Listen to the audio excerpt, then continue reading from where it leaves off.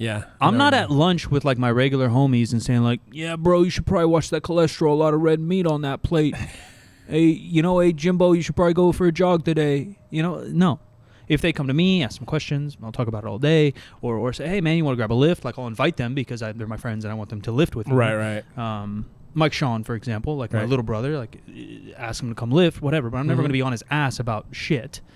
In the same way, yeah, medical person, skincare person. Don't come up and fucking tell me I have bad pores. I know I have bad pores. Fuck you. You're fucking fat. Like I hate that. You can't really change your pores that much, can you? I mean, I think you can. I don't know, and I don't care. Well, you can tighten them up, but you can't like keep them tight. I mean, my face. I was talking about this. Actually on the vlog today because we've been doing so much construction, and like I'm not a facial clean. I hate the word facial now. It's too corrupt. I'm not a face. Too much of a visual. Yeah, I'm not facial. Like a skin routine guy. Yeah, some guys are. Props to you. I don't do that. So I already have like okay skin. Yeah. But with all this construction and the dust and the smoke, like my pores are jacked up right now. I look like a Dalmatian. And so like this camera that I just got is really good, and I'm like, fuck, that looks bad. But I don't want a skincare person to tell me how bad it is. I'm already self-conscious of it. Yeah. So on vlog, I'll talk about I'll Slim Shady that thing, insult me before you can insult me. But I'm not going to take it from you the same way I'm not going to go walk around public to friends, family, and tell you how you need to be healthier. Right. Like so props to your wife is my long story short. Yeah. For not just being on your ass like, go to the doctor, Jim, go to the doctor. Like, I mean, she does a little bit. But that's probably because she cares, not because she's nagging, and she's your wife. That's a little Yeah. different than friends too. Your wife's supposed to kind of, I will say this. This is a thing that affects more men than women, but it affects everybody, and you don't have to actually be fat for it to have for it to be a problem. But like when I had terrible sleep apnea and needed to go to the doctor and get a CPAP machine, that she was on my ass about. Yeah. And there's a lot of people out there. That's a legitimate men's health issue. Like if you're, and it might have affected her sleep. Oh, it totally affected her sleep because she's a nurse, and so she's counting my respirations, and then there'd be long periods without a respiration, and she'd like hit me and wake me up and that's a little startle me. And I remember one time she screamed at me, and I jumped out of the bed, and I thought I thought the house was on fire, or somebody was breaking in. That's where my mind goes in the middle of the night, if there's a big disruption. I've never had sleep apnea, I don't think. I've gotten pretty big, and I've been told I snored when I was a little bit thicker. But what I've had lately, because we're really dry here. We're already in a valley. We're already kind of deserty. Mm-hmm. And in the winter, it gets extra dry because we don't get that much rain. It's just not very humid here. Mm-hmm. I'll wake myself up like a snore or choke deal, except just with dry mouth. Oh, you know what I mean? Yeah, your mouth is so glued together, like you feel like you can't open it. Yeah, and then you kind of do a quick panic, like, and then oh fuck, and then you can't get it wet again. Yeah, story of my life. If you're using a little, what do you do? Cannabis to sleep. You know what I'm saying? Oh, that can dry your mouth out too. Maybe. I think it's just because I have the AC on or the heat, or I run my shit. I like air moving, but I don't like fans. And then my mouth is just so freaking dry all the time. Well, my wife's thing is that she likes the bedroom to be essentially a meat locker. And then she wants to be under 1,600 layers of comforter and blanket and all that stuff. Yeah. And then, God bless her, she's at a point in her life where she can have a hot flash and she'll just be like tearing all that shit off. I love a cold room and a warm blanket. There's nothing better. Really, I love it. I don't. I would rather temperature control the room I think and have less on my body. Oh, really? Oh, yeah. I think that's the only thing I like about camping. I hate camping. I never want to go camping. I'm not a camper. But if it's freezing out, I'm an unhappy camper regardless of the camping. But if it's freezing out and I get to throw on some warmness, I like that. Yeah. I don't know why. Yeah. Actually, the thing I don't like about like snow or whatever is that your feet are always wet. No, yeah. I hate it all, actually. We're in Sacramento, which isn't like New York by any means, but it's a city. I'm definitely a city boy. I hate the beach. You get fucking sand everywhere.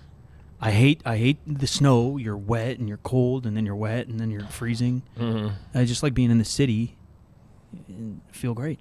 Ride my bike around. Maybe a little dirt because you're in a city, but I literally have more of a problem with the sun at a beach than the sand. I don't know why the sand. If it's sunny, like I feel like I'm just I don't know, like I'm being attacked. Oh, like sunburn? Yeah, 'cause Uncomfortable? I'm so white. Yeah. Doesn't bug me as bad. I'm so white and instantly pink. Yeah. Yeah, But- it doesn't bug me as bad. But I get you about the just like I still have pain on my hands from like 2 days ago that I can't get all the way off. I know you were like spray painting in here the other day. Yeah. And you had it on your hands Yeah, and then on your face. yeah, And it you looked looked a like I little bit got like a raccoon, a little bit. The other one was the one before that. Oh, when I was the big sprayer, Yeah. I literally was a raccoon. Yeah. Yeah, we got a lot of paint to do. We're in the bear cave. We're in the bear cave. That's what we're calling the studio right now. It is still loud. We are still working on that. It's this is going to be a long game. We'll eventually get it dialed in. But we're functioning. But the reality is that we're spending a lot of money putting equipment in the building for the gym. True. That actually immediately makes money for us. Whereas this doesn't necessarily. This is a gift to you. It's a little bit of a You're welcome. Happy holidays. Topic of the day. We did a little podcast the other day, live Friday. And one of the main questions, we were chatting about a bunch of different stuff, the content you want to see here on the podcast or YouTube or whatever. But main topic was how kids should work out. Should they powerlift? I think was a specific question. And then also, could a normal coach, I believe, or a powerlifting coach them? Yeah, I'll read you verbatim what the topic, what the question that we got like 4 days ago, the last time we did an episode. Topic I'm most interested in at the moment is how kids should begin to learn powerlifting. At what age should they start? How often should they train? Can a normal powerlifting coach be their coach? So we'll broaden it out, and then we'll let Jim go for a bit. But when we're talking about should someone do something, how someone should do something, and if someone should coach something, or what a powerlifting coach is, there's so many different angles to what you're doing. So first thing, what's your definition of a powerlifting coach? Because that's not really a thing. There's all these certs out there, and that people could learn something through experience and through academia, and also through some of the certs, you could definitely learn some stuff. But the big factor of what makes a good coach is kind of the combination of academia, experience, and then how much of like a person are they?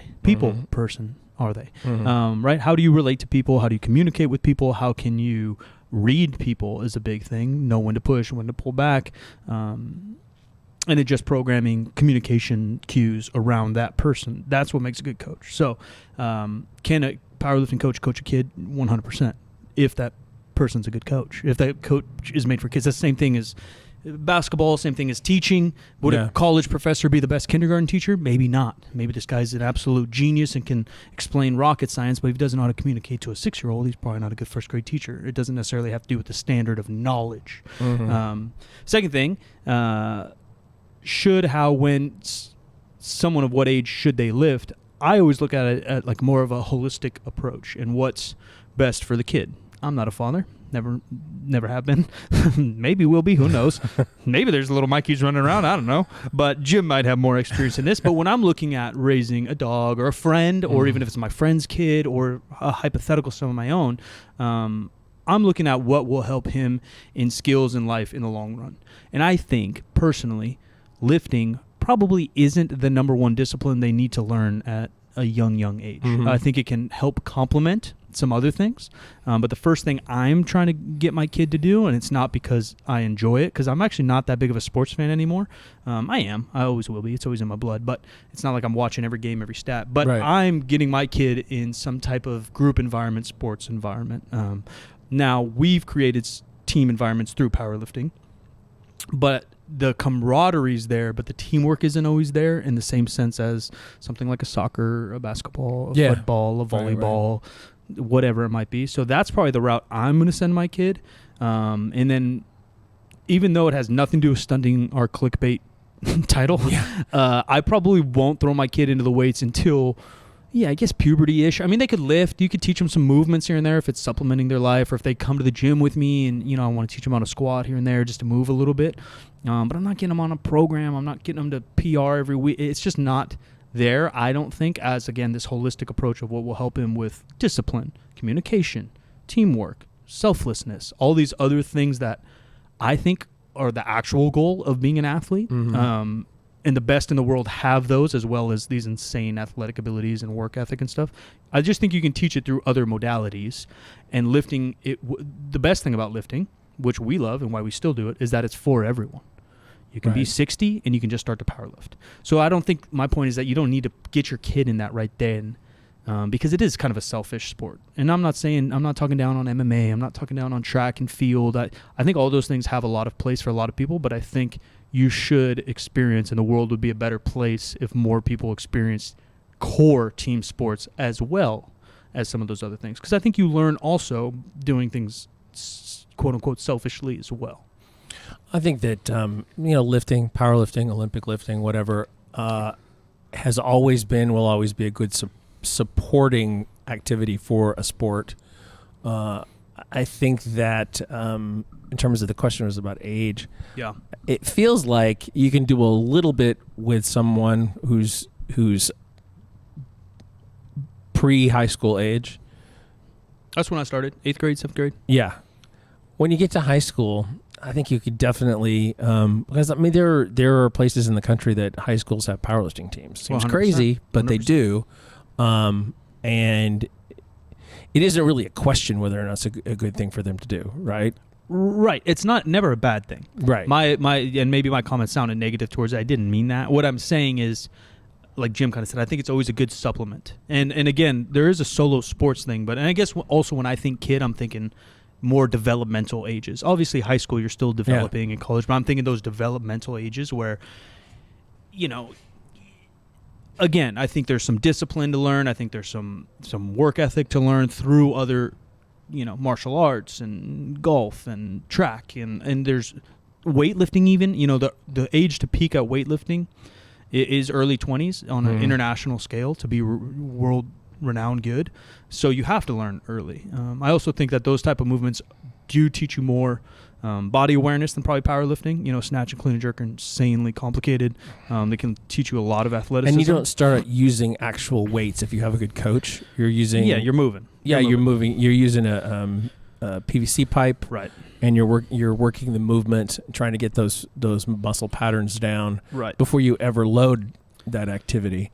Powerlifting doesn't really afford that.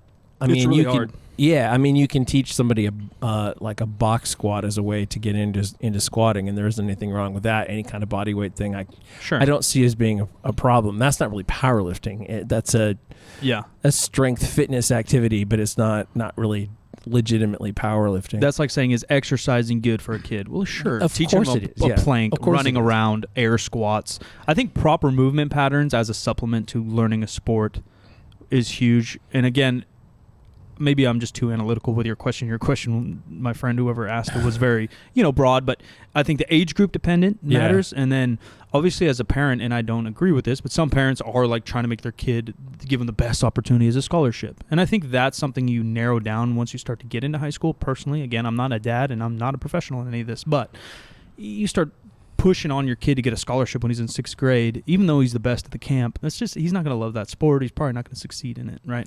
But if he's doing it on his own and you're finding ways to supplement him, my dad was the best at that. He found me a strength coach because I wanted to get stronger and I wanted to be the best, not because he wanted me to. And how old were you when you? Yeah, 8th grade. Oh, 8th grade. And we did all my group training, so I got to train with all these like pro players, and it was a good just general experience, like culturally, life-wise, communication, hard work, discipline, all that stuff. But again, it was a supplement. So I think what's the goal, when, how, right? Are you asking about your 16-year-old son who's top 2 in the state in wrestling? Should he powerlift? Is a much different conversation than, hey, I have an 8-year-old. What do I do with them to make them a good human? Yeah. If you have a 16-year-old and he's going to state wrestling, like, yeah, man, let's get that guy stronger. Like, fuck yeah, let's powerlift. Like, that's my strength and conditioning coach coming out, where if you're talking about your 8-year-old, what activities would make him a better athlete so he enjoys it long-term, better human long-term?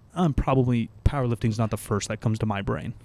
And also, a phenomenon that I've observed from, being in this bit for a while now is that there are people who got into powerlifting because they were doing strength and conditioning work for a sport and found that they liked lifting better. I think not majority, but a lot of folks. A lot. But I mean, the question is at what point in time is that okay? What age is that okay? Yeah. Because I think that, like you were saying, that it's a totally different activity. If you're doing powerlifting in a group of people, that is a little more team-like. But if it's, if this is somebody that talking about their kid, using a remote coach and working out in the garage by themselves, I wouldn't necessarily be for that for a lot of like social developmental reasons. Right. That don't have anything to do with the actual activity. Yeah, you even talk about the stereotypical "my son's a bum" activity, video games. Yeah, and I actually think that's more social now than powerlifting would be, because you're not. It could be. All you're doing is gaming with homies all day, talking to them. You're learning how to joke. You're learning how to rag on each other in a kind way. You learn these kind of locker room type things. Hopefully, the positive. Why is locker room? It's like a bad thing now. You know what I mean? When people say like, "Oh, this locker room talk," like I mean it in a good way, like how to joke, how to be friends, how to how to get ready together. Yeah, you're talking about just how to comfortably socially interact with people in a. I'm not talking misogynistic jokes 24/7. There's other things, but you're talking about camaraderie. Not to go there, but to go there. What I mean is, that the camaraderie stuff, the communicate. There's tons of communication in video games, just like there is in basketball and soccer, and opposed to your example, which I think is a great one. Yeah, you're 16. Whether you don't know how to find friends, you don't have friends, or you don't like friends, and then you just isolate yourself by squatting heavy and listening to angry music all day. Probably not the best thing for overall development of anything. Probably not. That's a road to being socially isolated, it feels like. And some people can only handle so much interaction. Sure. I get that. But at the same time, like, I'm not a psychiatric professional or anything like that, but it seems like if you overly indulge those kinds of behaviors, that social disconnection, then the social connection just gets harder and harder and harder. Yeah, I'm not. People withdraw more and more, and it's I'm not a professional by any means either, but someone who I just don't like being around people. You learn to cope, or you learn your limits, or you learn how to be around people when it sucks your energy. But if you take your example, then you'll never learn those things. Then you'll become more and more isolated, and then it'll be even harder of a task, whether it's true anxiety or otherwise, to be around people. Where I was captain of my basketball team, hated being around people, but I am leading 12 guys. You know what I mean? You learn how to recover from those. You learn how to build your energy up for that. You learn how to put on I hate to say act, but the act to be that social guy. And everyone listening is like, Mike, you seem so extroverted, you're loud. And yeah, bitch, I'm loud and I know how to talk to people. Yes, that's a talent besides, or a characteristic besides whether I like to be social or not. Independent. I think that this comes down to something that used to be sort of conventional wisdom that's changed a lot. And that it used to be that people were thought to be introverts or extroverts. It was sort of black and white, Don't tell me it's a spectrum like everything else, Jim. It is a spectrum like everything else. I'm sorry. I mean, actually, it's not a spectrum. It is situational. No, 100%. I want to be.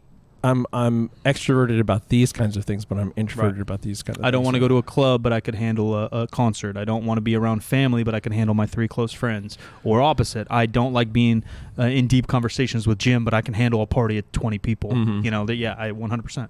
I think that's more what they're finding now to be the case. Of course. I think that, but I think that if someone is very antisocial and they never develop those like conversational pathways, they don't know how to.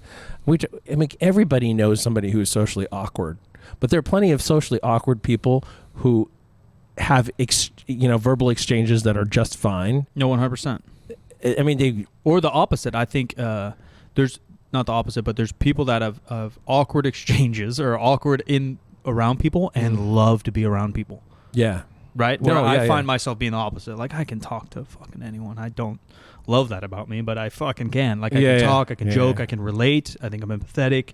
But I would rather hide in my bedroom and watch Mandalorian on reruns. Yeah. But, again, that's why it is some type of...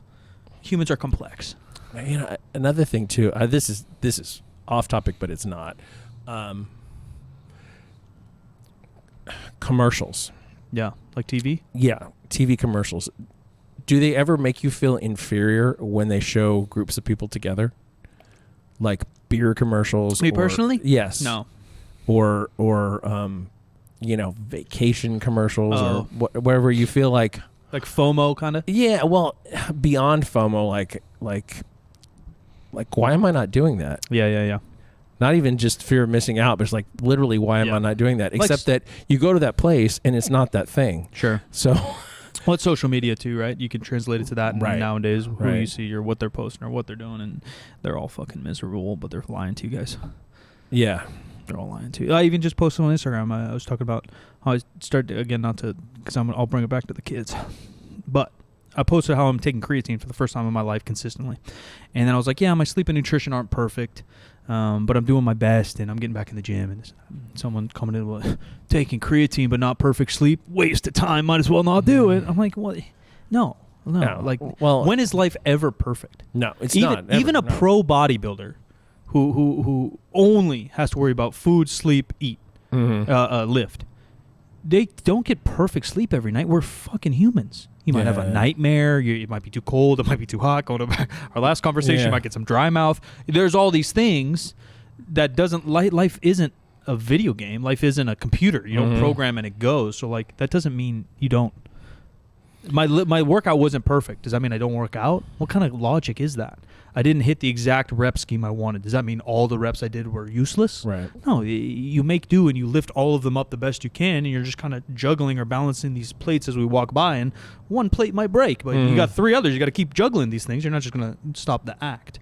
Whipping it back around to kids. Just to close out the myths, because someone brought it up in chat as well. We're live on YouTube. For our audio friends, if you guys want to listen, we're going to try to be doing maybe Wednesdays, but for sure Fridays live here on Jim McD's channel on YouTube. But yes, it is a myth. Lifting weights does not stunt your growth.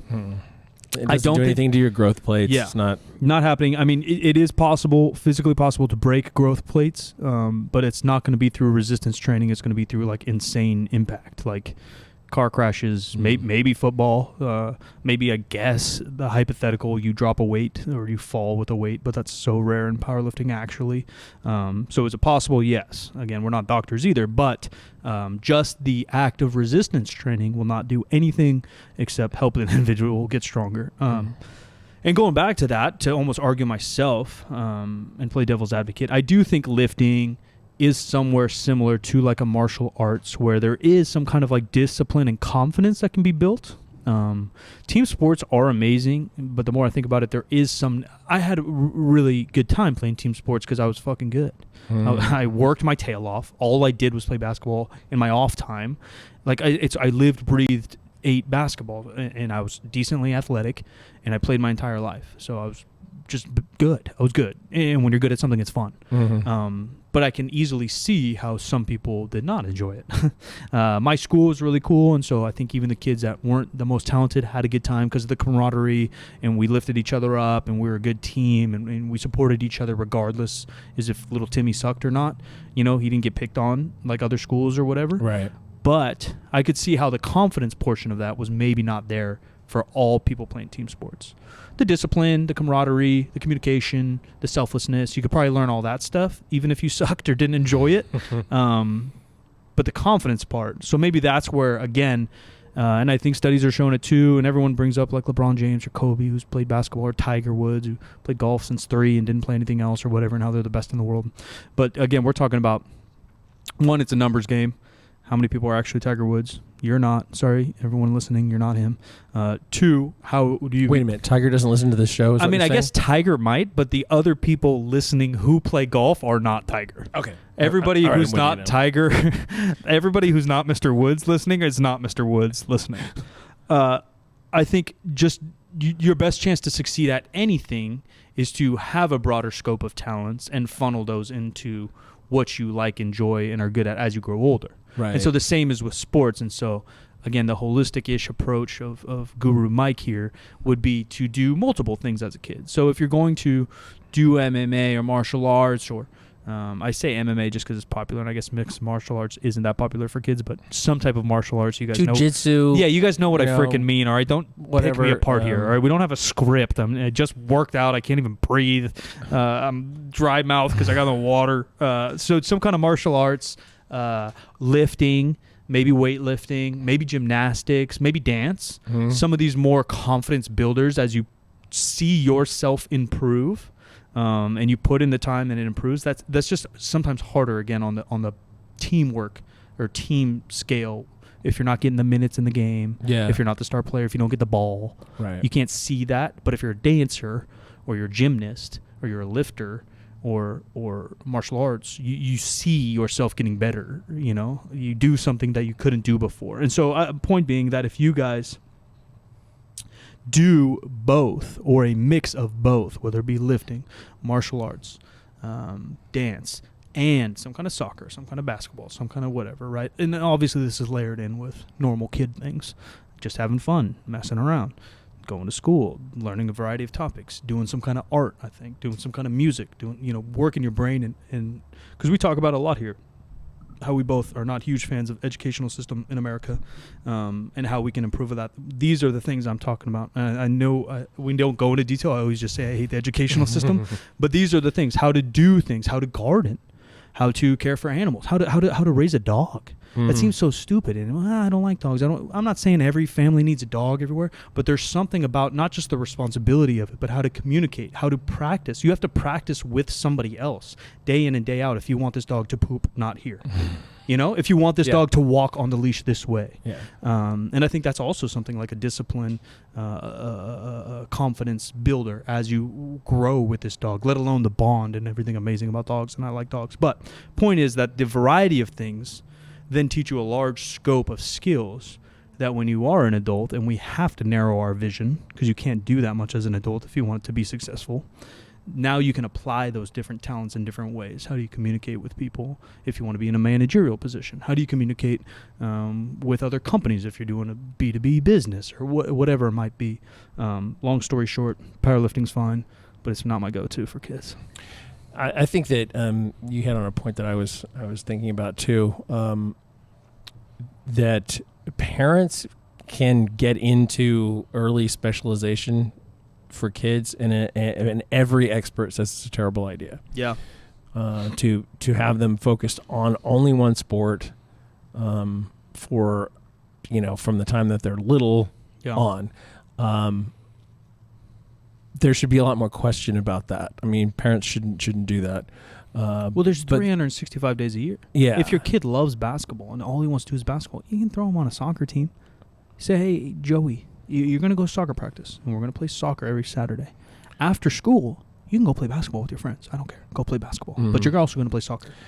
But I mean, the kids who get into soccer, they play club soccer, and they play rec league soccer, and they play soccer almost year round. And that seems like a bad idea, and it shows up in their knees, and it shows up, I mean, like powerlifting wouldn't be nearly as bad in terms of wear and tear as overplaying a particular sport. 100%, especially at a young age, especially at the frequency. You start to play some tournaments in the AAU circuit in basketball and stuff. Like, you're playing 6 games in a weekend. That's a lot. It's a lot of minutes. My body hurts right now, and that could be why. But it never hurt as bad as after like a hard basketball. Basketball beats you the crap up. A hardwood, and my knees were aching at 8:15. Yeah. You know what I mean? Yeah. And I agree. And it's just a hard balance because you get these parents, and I get it, it's getting more competitive. Everyone wants to get a scholarship because college is expensive. Everyone wants to go pro, whether it's the kid or the parent want to go pro because it seems so luxurious to make this money and do these things. And specialization at some point is probably it. And I don't know what the professionals think, but in my eyes, it probably is junior high-ish, maybe high school. It doesn't hurt. And I don't think you'll be behind. I think you can play soccer, football, basketball, baseball, kind of creeping up until 7th, 8th grade, and then choose the one you like or the one you're better at and go all in. Or again, kind of my example before is you play them on a team or this thing, but you do the year round or you do the practice afterwards of the one you like more as a kid, or your parents hopefully give you the resources to do the one you like more. You can play soccer for 4 months or whatever the silly kid season is while still having like a shooting coach and practicing basketball on the side. There's enough hours in the day. And obviously these are all highly privileged examples we're giving, people with resources to these teams and people with the money to get a coach. And I was lucky enough that my dad worked overtime as much as he could and still would disappear to come to my basketball games and still drive me to get a strength coach. Trust me, I know how lucky I was that my dad we didn't take vacations. There's like multiple reasons for that. We had my grandma around, but a lot of it is my dad threw his resources at things like me. That my parents never went to Hawaii by themselves. You know, like 100%. I was more than blessed. And I know not every parent can sacrifice that, and I know not every family can have that, and I know just some people are more selfish than my dad was. He was the most selfless human on planet. But again, these are all just examples of what I think could build not only a good human, but even potential, like build the LeBron. You know, LeBron played football. And LeBron was the number 1 recruited wide receiver in all of Ohio. Right. You know, and that's LeBron James. And I don't care about your argument. He's probably the best basketball player of all time. Yeah. Well, he's a gifted athlete, and he was able to express that in multiple sports. And still get drafted out of high school. Right. So if you can do that, your son can probably play baseball and basketball and have a chance at college if he's good enough. If you're fucking good enough, you'll be found. Yeah, I mean, the motor control that you learn 100%. from reps in different sports, For sure. How is that not valuable? Another aspect of the question goes in my mind like this: it's just about coaching. Period. Yeah. Now, as an attentive parent, you're going to want to know what your kid's coach is up to. Yeah. And I like think what their motivation is and what their track record is, not in terms of wins and losses, but what kind of experience did the kid have? Yeah. And I think if they're working, especially if they're working remotely with a powerlifting coach, Yeah. I'm not an advocate for helicopter parenting at all. For sure. Helicopter parenting being defined as the parents who just can't let go of any aspect of anything and they have to control everything. That's just it's a bad look. It's bad for the kids. It's just bad. Yeah. But at the same time, you should be vetting the coach. Well, you could do your research early, so then you don't have to helicopter. Right. You know. Right. That goes down a whole nother topic of just like, and we can get into the educational stuff too. But coaches, because of resources, and I get it, it doesn't pay. I coached at the varsity level in high school for 4 years and got paid a total of maybe $2,000 for 4 years of work. That's 6 months, and I'm working close to 40 hours a week. Do the math, ladies and gentlemen. It's not livable. So let alone a rec league or even a travel AAU. It's a lot on those coaches. It's a lot of time. A lot of them are volunteers-ish. So it's hard to get the level of... And coaching's hard.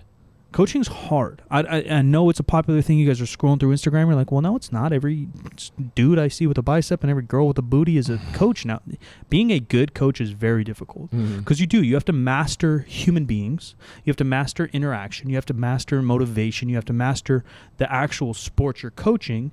And you have to master it to a level that you can communicate it on different levels.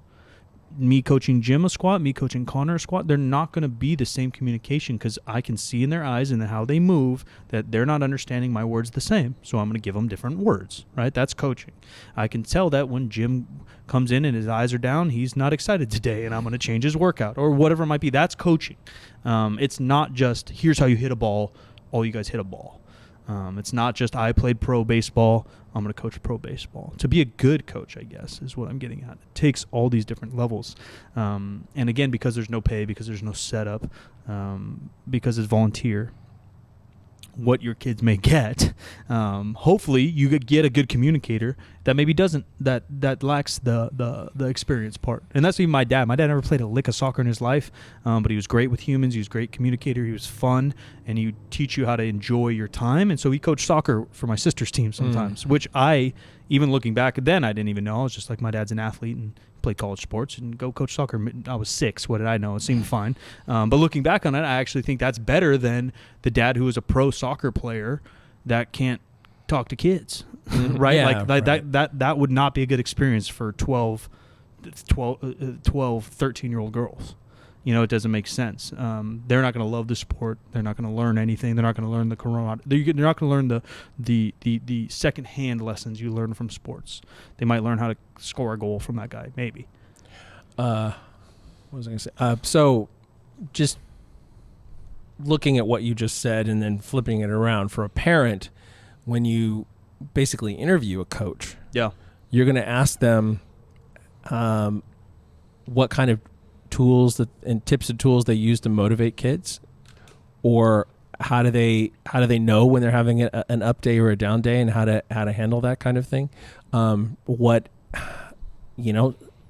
Education's a thing, or certifications are a thing, just because they're a marker. You know, it's like, okay, this person has done this, but I mean that's not the most important thing. But like, what's their methodology? Like, what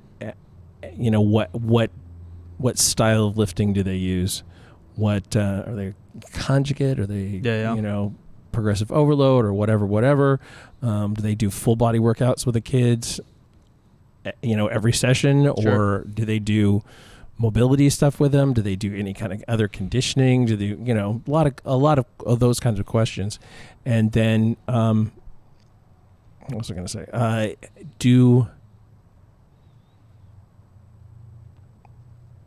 going to go blank here for a second. Do they know? Do they know how other people coach? Like, have they coached under somebody who's coached with kids? Sure.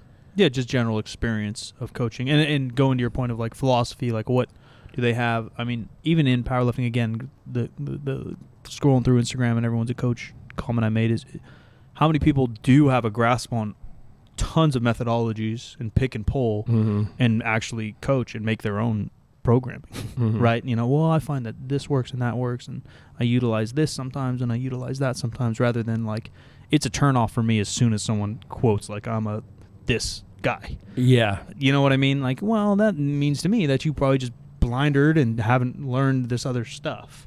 Like, if I'm just a West Side guy or I'm just a squat specific guy, well, have you experimented with some bands and chains? Have you learned from, have you read some Louis Simmons? Have you learned from this guy? Have you learned from that guy? And again, you don't have to utilize it all the time, but do you have that in your tool bag? You get a contractor and he shows up and he's like, nah, I only use hammers, and you go to this other guy. Well, I only really all you have is a hammer. Yeah. This other guy says, I only really use screws and drills. Okay. But yeah, it's literally the same thing. Like, well, I use a hammer when I need to use a hammer, and a nail applies, and I use a screw over here because I think screws work best most of the time. But sometimes I whip out the hammer. Well, all right, I want that guy. I think that probably both of us, some of the best coaches that we've been exposed to in this, actually went out and learned from the gurus of a bunch of different disciplines. Yeah. Yeah, I mean, and that's the one thing I think I can hang my hat on, and you as well, for the amount of people that we've trained with, hung out with, interviewed, is that's where I've gained my knowledge. I've been coached by multiple guys, whether it be in person or online. The Jeremy Hamiltons, the Ed Cones, rubbing elbows with guys like our buddy Ramsey and Chad Wesley Smith and Bryce Lewis. Amadeo. Jacob Ross, like, just rubbing elbows with these guys, whether I'm just getting a training session in and I just randomly say, like, yeah, man, why do you do this? And then he says, well, I do this. And, oh, okay. And then put that in my little knowledge bank and do that every week for 10 years, and you probably know a thing or two. Yeah. Read a couple books, do a couple podcasts, took a couple college courses, and bada boom, bada bing. You got some knowledge. Yep. I can't think of anything more to say about this particular topic, although this is a question that I would be willing to ask pretty much anybody that we had on the show that I know worked with kids, what their philosophy was with working with kids. Well, it is hard, too, because in America, weightlifting, powerlifting aren't like sports, really. They're activities, but not sports. Yeah, and they're things you do when you're older, really. Yeah. It's, because of how our popularity is built and our systems are built. They're not government-driven sports. They're not government money in powerlifting. There's no money and there's no resources in young sports. So you go to Russia and maybe you're weightlifting at age 12 if you're good, but you're not really doing that here, And CrossFit's kind of, CrossFit I think has like a teen classification now, so maybe there's some stuff in the works there. And powerlifting's a little more popular with like a high school crowd, I think, that maybe they didn't find their niche in wrestling or whatever, or football. So maybe it's a thing, but my point being is that there's no one that I can think of. There's people I would ask questions to, but there's no like child powerlifting expert. And again, even if someone said that, I'd probably just raise an eyebrow like, I would wonder if that was creepy. Yeah, well, that too is just like weird. It's just weird.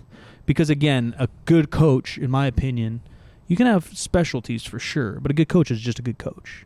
Our buddy Ram, again, works with a bunch of basketball players. My boy Evan works up at the University of Oregon with a bunch of basketball players. But he can train a kid. He could train a powerlifter. He could train a weightlifter. And same with me. What have I mostly done? Yeah, mostly work with guys that squat, bench, dead, heavy. Yeah. But I could. You throw me a basketball kid, I'm not going to jack him up. I can understand that world 100%. Right? You understand lifting. You understand programming. You understand sports. You understand strength and conditioning. You understand the energy systems, and you piece together this thing, rather than like again your specialty. I don't even know how else to explain. You're so specialty you don't know shit. Because you haven't taken the time to learn these other things. Yeah. And again, maybe you don't communicate well with these people. And that I can maybe understand. Like, well, I tend to work well with athletes because, well, a lot of times athletes, depending on the level, are the easiest to work with. They show up, they get the job done, they leave. Mm-hmm. How do you work with general population? How do you work with the elders? How do you work with the kids who are ADHD and they're looking at the wall and picking their nose all the time? Yeah, I was lucky, I guess, in some senses, because I ran a basketball league. I coached 7th and 8th grade basketball for a long time. I coached varsity, strength and conditioning with world record holders, strength and conditioning with college basketball players. I grew up lifting with pros. So I get like a taste of all these people. A lot of it, again, yeah, like you kind of said, it's just exposure, I think. Mm-hmm. Finding a place to intern, finding a coach that does what you want to do, and finding multiple coaches that do maybe what you want to do but you haven't done before. So then you can go learn from a powerlifting guy. You can go learn from a track coach. You can go learn from a basketball guy and then piece it together. That's all we got. Makes sense to me. Ladies and gentlemen, we need a favor. Share this podcast. It's so easy now. I didn't know how easy it is. Just share it on your story on Instagram. Spread the love. It helps us grow. We love seeing who's listening. We'll retweet it. We'll repost it. So they got a little share button on Spotify. I think they do on iTunes app as well. Send that thing out on Instagram. We do appreciate you. New podcast every single Wednesday. We're probably going live Wednesdays and Fridays right here on this YouTube channel. Give this video a thumbs up. We'll be sending out some clips hopefully soon. Some highlights, if you will. There we go. Of some smaller tidbit informational stuff, easier to digest for you. I'm Stalin Mike everywhere. Follow our gym and our apparel, 3rd Street Barbell, on Instagram. Thank you. Yeah, that's 3rd Street with a 3. The podcast is 50% facts with... Hold on, I'm getting a question here. Just put the numbers in this conversation. How young do you think that they should start? How many days a week? Mateus, I don't know if you listened to the podcast earlier, but we kind of went over that. It's all dependent. Is their goal to be a power lifter? I think you don't do that. Yeah. Again, taking a more holistic approach, but we kind of covered it earlier, my friend, if you want to listen to that. How many days a week? It depends on what they're doing. It depends on the kid. It depends on the goal. But, full body workouts 3 times a week, starting a junior high to supplement another sport's probably a good place to start. There we go. Okay. As I was saying, 50% facts, where percent is a word and 50 is numbers. It's like 3rd Street, the 3, and not a T. I am at the Jim McD on all the social media, and we will talk to you again. Well, for maybe sure Friday. Next Wednesday and maybe Friday. Yeah, we're planning something for Friday. So, thanks for joining us, and we'll talk to you.